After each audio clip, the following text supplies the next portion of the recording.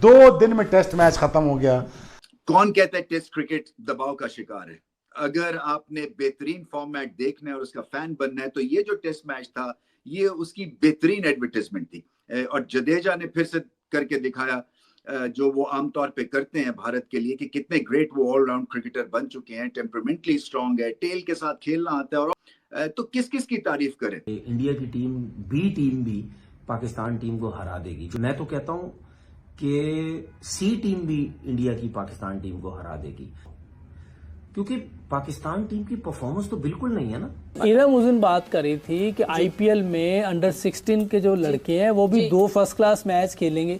ये कह रही, मुझे नहीं आइडिया। नहीं, इंडिया का एक न्यू रूल उन्होंने निकाला है कि जो अंडर 16 के बॉयज हैं उन्होंने एटलीस्ट 1 या 2 फर्स्ट क्लास मैचेस खेले हों, उसके बाद ही वो आईपीएल में आएंगे। देखो, मैं गारंटी तो नहीं दे सकता, लेकिन अभी भी कुछ उल्लू के पट्टे और बेगैरत होंगे जो पाकिस्तान के ऑलराउंडर्स को रविंद्र जडेजा के साथ कंपेयर कर रहे हैं। मैं देख रहा हूं कुछ वीडियोस, जब से जडेजा ने सेंचुरी मारी है मैं देख रहा हूं कि कुछ लोग कह रहे हैं देखो जी पाकिस्तान में तो रोजाना ऐसी सेंचुरी मारी जाती है, पाकिस्तान में तो ऐसे ऑलराउंडर भरे पड़े हैं। तुम्हें पता है कि 2025 में जडेजा ने क्या किया है? अबे उसके 700 रन हैं, 2 सेंचुरीज हैं, 4 50s हैं। वो महेश की दुनिया की बेस्ट बॉलिंग लाइन इंग्लैंड को खोद कर आया है और अभी वो वेस्ट इंडीज की चीखें निकाल रहा है। ये ऑलराउंडर होता है या हमारे सलमान अली हागा की तरह, या फिर वो अपने मोहम्मद नवाज और पता नहीं कौन कौन से फहीम अशरफ वगैरह ऑलराउंडर अपने बना के रखे हैं। अबे ऑलराउंडर होता है ऐसा। जब से जडेजा ने यहां पर 100 बनाई है, यहां पर लोगों की जलन ही खत्म नहीं हो रही। डिसअपॉइंटिंग था मेरे लिए कि टेस्ट सीरीज, क्योंकि मैं समझता हूं हिंदुस्तान इससे बहुत बेहतर, इससे बहुत ज़्यादा बड़ी टीम है। फेयर प्ले के साथ, I mean using this word, fair play हो, फेयर ग्राउंड हो, फेयर पिचेस हो, जिस पे मुझे लगता है कि हिंदुस्तान इनको फिर भी पहन सकता है। तो इनको डरने की जरूरत ही नहीं है, इसकी विकेट बनाने की हिंदुस्तान को जरूरत ही नहीं है। मैं I am telling you with my full confidence, Hindustan को जरूरत ही नहीं है। एडिलेड में क्या विकेटें हिंदुस्तान ने मर्जी की बनाई थी, मेलबर्न में क्या अपनी मर्जी की विकेटें बनाई थी, वहां सीरीज कैसे जीत गए? सीरीज जीती जाती है दिल गुर्दे से। जब दिल गुर्दा आपका तगड़ा होता है तो विकेट जैसी मर्जी हो, आप फेयर प्ले खेलते हैं, फेयर ग्राउंड पे खेलते हैं और आप कहते हैं कि यार बात सुनो, मैं इधर भी अच्छा हूं, मैं उधर भी अच्छा हूं, जो लाहौर अच्छे वो बाहर भी अच्छे। अब आप बहुत सारे लोग सोच रहे होंगे हुआ क्या है, और बहुत सारे ये लोग भी क्रिटिसाइज कर रहे हैं कि विकेट कैसा बनाया। ये बात सच है, आर्गुमेंट भी ठीक है। दुनिया में इससे वर्स्ट पिचेस भी बनी हैं और इससे ज़्यादा वर्स्ट गेम्स भी हुई हैं, और 3-3 सेशन में, 4-4 सेशन में लोग आउट भी हुए। ये बात ठीक है और ये गिला भी जायज़ है। और ये गिला जायज़ इसलिए बनता है कि देखिए टेस्ट मैच 2 दिन में ख़त्म नहीं हो सकता।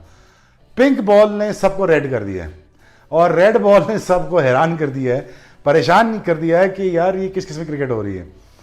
देखें, India has won the test match, there is no question about it, no denying about it कि India is has got the upper hand now. So मतलब पिछवाड़े के अंदर इनके कुछ है नहीं। मैं ऐसा खुद देखो, मुझे मसला नहीं है। मैं चाहता हूं कि पाकिस्तान में जडेजा जैसे 8-10 ऑलराउंडर घूमे। मैं चाहता हूं पाकिस्तान टीम में इतने ऑलराउंडर हो कि उनकी जगह ही ना बने। मैं चाहता, लेकिन चाहने में और प्रैक्टिकल होने में भैंस की टांग बहुत बड़ा अंतर और फर्क होता है। मैं चाहता हूं जो मर्जी चाहूं, लेकिन वहां पर जडेजा जो काम कर रहा है, क्या हमारे वो 10 के 10 खिलाड़ी मिलकर भी ये काम कर सकते हैं जो जडेजा अकेला कर रहा है? वो विकेटें भी ले रहा है, वो आउट भी कर रहा है, वो फील्डिंग भी कर रहा है, वो सब कुछ यकीन करो, वो पूरी बैटिंग के रन भी कर रहा है, इनिंग को संभाल भी रहा है, सहारा भी दे। वो क्या नहीं कर रहा? और हमारे ऑलराउंडर बहुत अच्छे तरीके से कर रहे हैं, बहुत अच्छे तरीके से एक दूसरे के साथ मशवरे कर रहे हैं। आप लोग कुछ गलत नहीं समझिएगा। और आखिर कौन है वो लोग जो यहाँ पर जडेजा को कंपेयर कर रहे हैं पाकिस्तानी ऑलराउंडर के साथ, और जिसके लिए मैं आपसे माफी मांगने वाला हूँ। बिल्कुल, मैंने ये पहले भी बहुत कहा था। 2009-10 में जब मैं कप्तान था उस वक्त नज़र आना शुरू हो गया था कि हम लोग टेस्ट क्रिकेट को पसंद नहीं कर रहे। तो मैंने एक मशवरा उस वक्त भी दिया था कि टेस्ट की फीस आप डबल कर दें, 15-20 लाख, उस वक्त मैंने बोला। और जो T20 की फीस है वो एक नॉर्मल सी 50-60 हज़ार कर दें, इससे ज़्यादा ना करें, मैक्सिमम लाख कर दें। वनडे की आप थोड़ी बेहतर कर दें, 4-5 कर दें, ठीक है। वनडे क्रिकेट फिर भी जिसको कहते हैं कंपटीशन होता है उसमें, लेकिन वो बात नहीं मानी जाए। पता नहीं क्या है, कौन लोग हैं जो इस चीज़ को, पैसा तो आपको आ ही रहा है, लाजमी थोड़ी कि T20 खेल के पैसा कमाना है। एक PSL हो रही है ना, बस ठीक है। वैसे आप मैचेस जो होते हैं इंटरनेशनल T20 के खेलें, लेकिन जो आपकी फर्स्ट क्लास क्रिकेट है, जैसे कल भी मैंने स्ट्रॉन्ग फर्स्ट क्लास सीजन करवाए, उसमें जरा भी किसी को वो ना छुट्टी दें। अब हारिस रऊफ है, उससे मुसलसल बॉलिंग नहीं होती इस टाइम पे। अब उसको जितने भी फर्स्ट क्लास सीजन है वो उसको खिलाएं।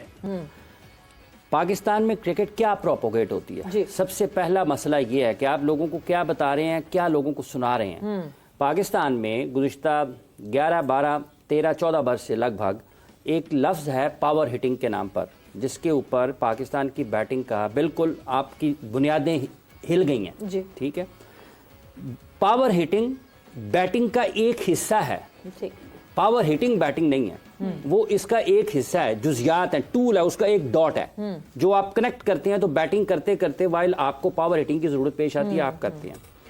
अब बैटिंग छोड़ दी गई है, पावर हिटिंग शुरू कर दी गई है। तो जब आपने बैटिंग छोड़ दी है, आप कभी भी उसकी बुनियाद से हटके पावर हिटिंग में आप कभी भी उसमें महारत हासिल नहीं कर सकते। उस एक हिस्से को हासिल करने के लिए असल चीज़ को हमने छोड़ दिया। और पाकिस्तान में बदकिस्मती से 20, 25, 30 बरसों में सईद अनवर, इंजमामुल हक, सलीम मलिक, पाकिस्तान के टॉप बैटर्स जिनको दुनिया मानती है कि इनको बैटिंग आती है, उनके बारे में कितना लोगों को बताया गया कि यार ये बैटिंग होती है। ठीक है, हम हैं फ्लैशी, हमें ना वो चौके चौके, हम तेज मसाले खाने वाले हैं। ठीक है, इसलिए हमें वो चीज़ें अच्छी लगती हैं। एक छक्का मारे, 2 छक्के, वाह वाह वाह वाह क्या बात हो गई। और अखबारों वाले भी, टेलीविजन वाले भी, लोग भी उनके पीछे 80 रन भूल गए, एक छक्का याद रह गया। तो जो 80 रन वाला है वो बैठा होगा, यार मैं मैच लेके कहाँ से आया हूँ, चौथे ओवर से मैच पकड़ा है, 46वीं ओवर तक ले आया हूँ, तो जो उसने 42 ओवर बैटिंग की है वो किसी काम की नहीं। नमस्कार दोस्तों, जय हिंद। दोस्तों, इंडिया और वेस्ट इंडीज के बीच जारी टेस्ट मैच में आज तीसरा दिन है, जहां पर भारत ने डिक्लेयर कर दिया और उसे वेस्ट इंडीज को खेलने के लिए आमंत्रित किया, जहां पर वेस्ट इंडीज का 66 रन पर 5 विकेट गिर गया और ये मैच बुरी तरह से वेस्ट इंडीज हार गया। जी हाँ दोस्तों, ये देखने के बाद पाकिस्तानी मीडिया चीख रही है और अपने प्लेयरों को गाली दे रही है। उनका कहना है कि हमारे देश में टेस्ट को कोई अहमियत दे ही नहीं रहा है। मैं तो कहता हूँ दोस्तों कि टेस्ट छोड़ो, वहाँ पर तो क्रिकेट बचा ही नहीं है। क्रिकेट के जगह पर सिर्फ पॉलिटिक्स हो रहा है और सब इसी होड़ में लगे हुए हैं कि हम किस तरह से भारत को नीचा दिखाएं और हमारी वाहवाही पूरे पाकिस्तानी टीम में हो। जहां इस तरह की कल्चर आ जाए, समझिए वहां क्रिकेट खत्म हो चुका है और पाकिस्तान को इस पर काम करना चाहिए। नहीं तो हमारी आर्मी ने तो साफ तौर पर ये कह ही दिया है कि अगली बार होगा तो ये पाकिस्तान क्रिकेट टीम बचेगा भी नहीं। दोस्तों, वीडियो पसंद है तो वीडियो को लाइक करें, शेयर करें और चैनल को सब्सक्राइब करें। तो वो ये चलता रहेगा साथ साथ। कहानी कुछ ऐसी है कि कल हम जो बात कर रहे थे कि मैच कम और मिस मैच ज़्यादा लग रहा है, एक टीम इतनी बेहतर है, एक टीम इतनी नीचे की है कि 448 फॉर 5 हो गए, 286 की लीड हो गई। अब और क्या इस मैच में रह गया है। बासित भाई, 3 सेंचुरियां बन गई हैं, एक 50 बन गया है और अभी तो जडेजा नॉट आउट है, तो आगे भी रन बनने के चांस है। मेरे हिसाब से लंच तक तो इनको डिक्लेयर कर देना चाहिए, बहुत बोरिंग हो जाएगा ये तो। 300 भी अगर ऊपर चले जाएंगे तो कहाँ वेस्ट इंडीज चेस कर पाएगा। अभी तो 1 सेंचुरी बनी है, 2 सेंचुरी और बनेगी अभी। एक, अच्छा आप बॉलिंग की बात कर रहे हैं? हाँ, बॉलिंग की बात कर रहे हैं। और लंच तक तो... नजीब, लंच तक क्यों डिक्लेयर कर देना चाहिए? क्यों? मतलब क्या शॉपिंग पर जाना है प्लेयरों ने?